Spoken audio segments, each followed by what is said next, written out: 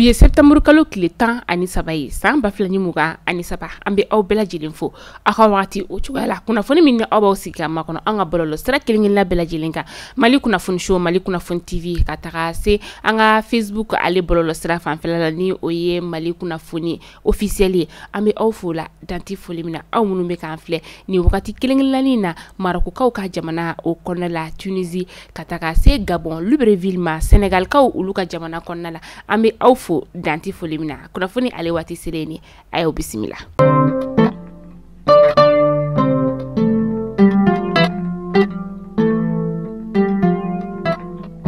Tenente meni anga ministre nyama ni oye dokotoro shugela kokala maigaye primature konna la ale sud korean ka chide ninka o bismillah mi no oyuka la sigide no onko jinna wuki ale konna na uka jamana nyama ka chi ninka o lase anga chama fanga jamana nyama yorlani oye kolonel Asimi Goitai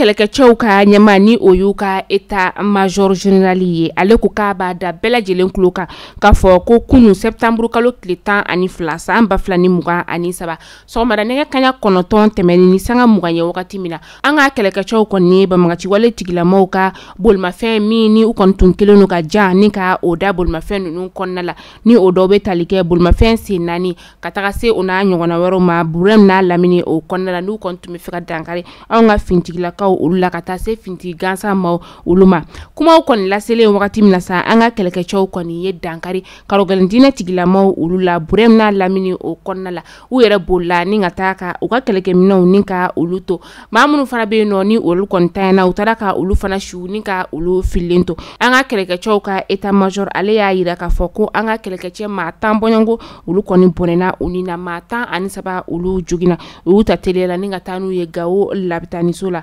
bamagachi wale tigira ma binani ani woro uye dankari uluka buna haramadiya la ama binani woro la sa uka ma pasa ba koni obe ala burem na lamini kon konna la sa uye uka bulma fensi nani osugu ya pick up muka uye ulu bela jele ninka ulu chinye kataka se uka keleke mina chamama anga keleke cho uka nyama ale ya yira ka fokabe tasiblake kata anga keleke cho mun kon tura ni kelen ula uluka demba ya oyoro la mamunu fana be no ni ulu jogina ay do donge kata ala ka bara kenya ninka onoya jogino ulu yorola ame doke alsa anga jamana alaka ale basik jamana alaka bo jugu ulu bulo alaka sandi anga keleke choma katakafe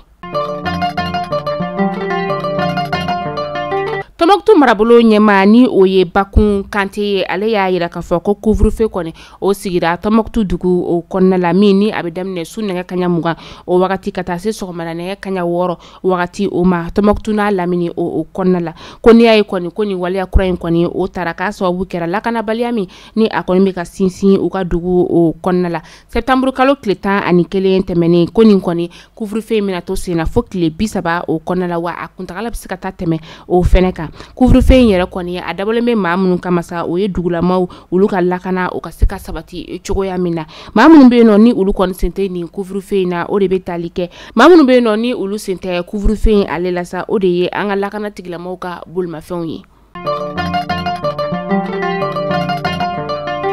jamana doani ma ko kalkani don ka foko anga jamana konna la nyana mini fen koni ote don ulu nyinama o de la sa femi e commandant tumani jara ana anno femo yesa o nyana mini fen mine camion bado o konna la mi na le klebe tujo kilo kemefla o bonyangola septembre kalo klita ani kelente meni nyana mini fen yere kontumeka ikunda kuchala dugu o de koronaka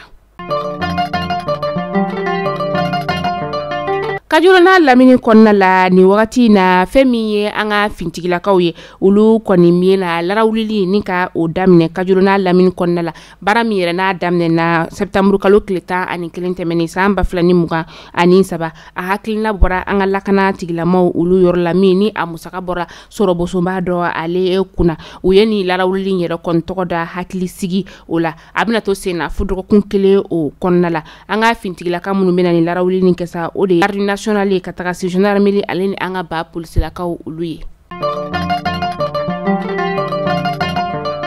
Gabo gouverneur fana ale ni arajo ɲɛma olu ye ɲɔgɔn kuma ɲɔgɔnya septembre kalo tile 10 ani kelen tɛmɛnen laɲini o ye fɛn min ye o de ye kunnafoniya kolo minnu ni olu bɛ tɛmɛ bɔlɔlɔsiraw olu fɛ u ye kuma ɲɔgɔnya ta ni ka o fɔ o kan ka tila tuguni an ka jamana ni kunnafonidilaw bɛ se ka ɲɔgɔn faamuya cogoya min na ale ni ɲininkaliw bolila fɛn min kan o de ye couvre-feu min ni a fana sigira Gao dugu o kɔnɔna la min ni a bɛna daminɛ su nɛgɛ kaɲa 20 wagati ka taa kuncɛ sɔgɔmada nɛgɛ kaɲa 6 o wagati la ale fana baara olu daminɛna septembre kalo tile 9 tɛmɛnen n'a bɛna to sen na fo kalo kelen a kuntagala fana bɛ se ka janya. Lakana tigilama dɔ ale tora ji la septembre kalo tile 9 tɛmɛnen Bafulabekaw olu fɛ nɔ ale kɔni ta kura yɛrɛ de don ni dugu kofɔla ni o ye Uliya ale bɛ Bafulabe o lamini na a n'a jɛɲɔgɔn de kɔni taara k'u bɛ taga jɛgɛminɛ o la u tilala jɛgɛminɛ la wagati min na sa ale de kɔni ye i fili ji la ka a bɛ a fari ni ka o ko dɔɔni o koli le sa jiwoyo kɔni taara ni sifinakan ye ale ye a jɛɲɔgɔn tɔw kɔni y'a laɲini k'u bɛ se ka a nin kisi cogoya min na olu kɔni ma se ka o kɛ u ye a su yɛrɛ kɔni bɔ ji la septembre kalo tile 10 ani 2 san 2023. Yɛrɛwolo debout sur les remparts olu y'a yira k'a fɔ ko u bɔra kalama k'a fɔ ko an ka kɛlɛkɛcɛw kɔni ye dankari banbagaci wale tigilamaw olu la kunun septembre kalo tile 10 ani 2 san 2023 Burɛmkaw olu fɛ nɔ yɛrɛwolo ko k'a bɛ foli kɛ ka ɲɛsin an ka kɛlɛkɛcɛw olu yɔrɔ ma wa ko olu ka dɛmɛ kɔni bɛ an ka kɛlɛkɛcɛw olu ye. An bɛ taa kɔkan kibaru la an bɛ taa Madagaskarkaw ka jamana o kɔnɔna la u ka jamana ɲɛmaa ni o ye Andry Rajoelina ye ale kɔni ye wala ni ka o sɛmɛ septembre kalo tile 10 ani kelen tɛmɛnen ka sababuya kɛ u ka jamana ɲɛmaa kalafili bolodalen don ka novembre kalo tile 6 o makɔnɔ san 2023 a ka nin baarabila in yɛrɛ kɔni sababu ye fɛn min ye u ka sariya sun kɔnɔna la n'i ma ɲɛ i b'i ka jamana ɲɛmaa kalafili nɔfɛ i kan ka wala ale sɛmɛ kalo 2 yanni jamana ɲɛmaa kalafili o cɛ. An bɛ taa Libikaw olu fɛ nɔ sanjiba o de kɔnɔna la Libi dugu o kɔnɔna la sanji min yɛrɛ ni a kɛra sababu ye ka sanpɛrɛ ni ka o jigin a kɛra sababu ye ka maa 5300 ni ka olu de bɔnɛ u ni na.